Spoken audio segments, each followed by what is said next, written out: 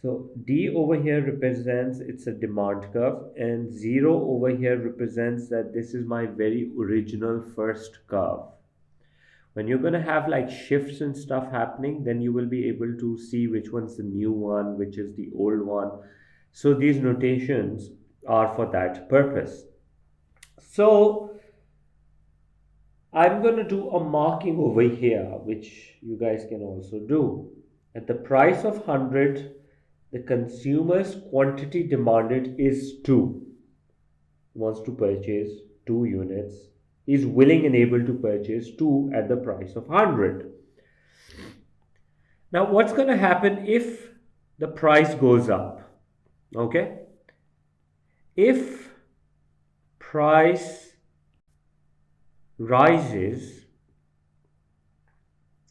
from rupees 100 to rupees 120,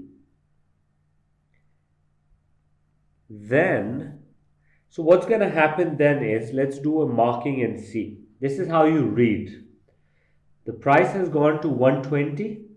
So let me do a dotted reference line to see where it intersects the demand curve. Right here it intersects the demand curve. Okay.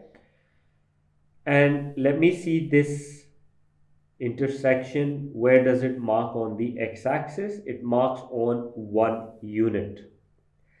So our statement goes, if price rises from rupees 100 to rupees 120, then don't say then demand is this much. No, you're going to say then quantity demanded. This is where you're going to use this word quantity demanded. I'll be using capital Q with a small d for future reference.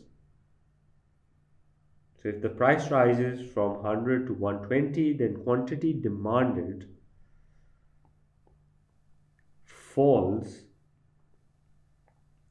to 1 unit. All right. If you see, we end up moving in this direction on the demand curve. You're going, and this movement is called, this causes an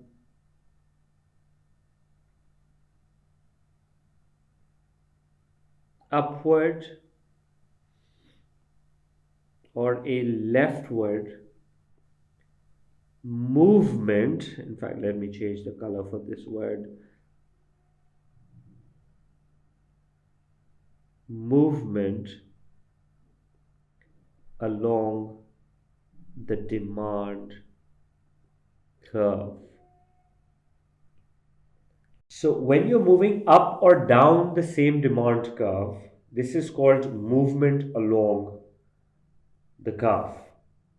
And it only happens because of whatever there is is on the y-axis. If this was, let's say, price of some other good and this was causing a movement, if this was something else, whatever there is on the y-axis, that always causes a movement along the curve.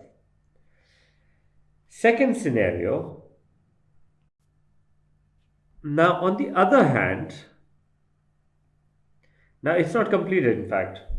When you have this leftward, upward movement along the demand curve, what's happening to the quantity? Well, the quantity is decreasing. So they have a name for this movement. This is known as contraction in demand. Contraction in demand.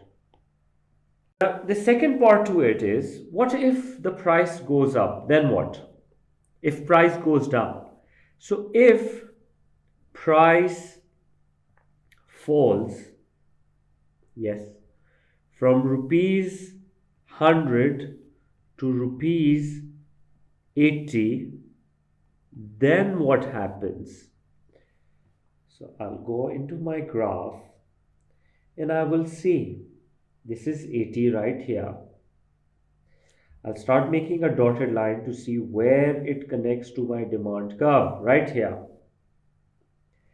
Let me see where this point is on the x-axis at 3. So I will say then quantity demanded, that's the word I'm going to use, rises to 3 units. Full stop. Let me do the marking here. इस तरह से एक downward movement आ रही है, downward rightward movement along the curve आ रहा है. So I will say that this causes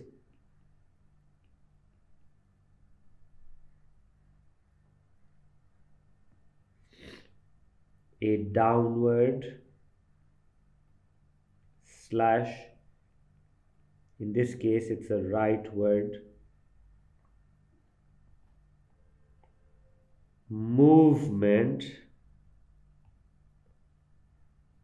along the demand curve. And there is a different name for this. The name is, this is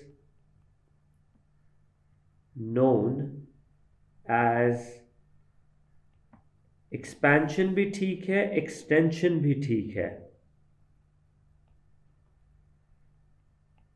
This is known as extension in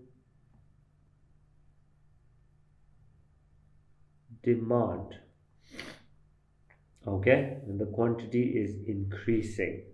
So as a result, we can see that there is a law of demand that is in play here. Law of demand. Law means a fact. What's the fact about demand is, I'll use notations. If price goes up, we saw quantity demanded fall. If price goes down, quantity demanded goes up. So as a result, we've understood that price and quantity demanded has an inverse relationship. Inverse matlab, if one goes up, the other goes down. That's how it works. This is your law of supply, the law of demand.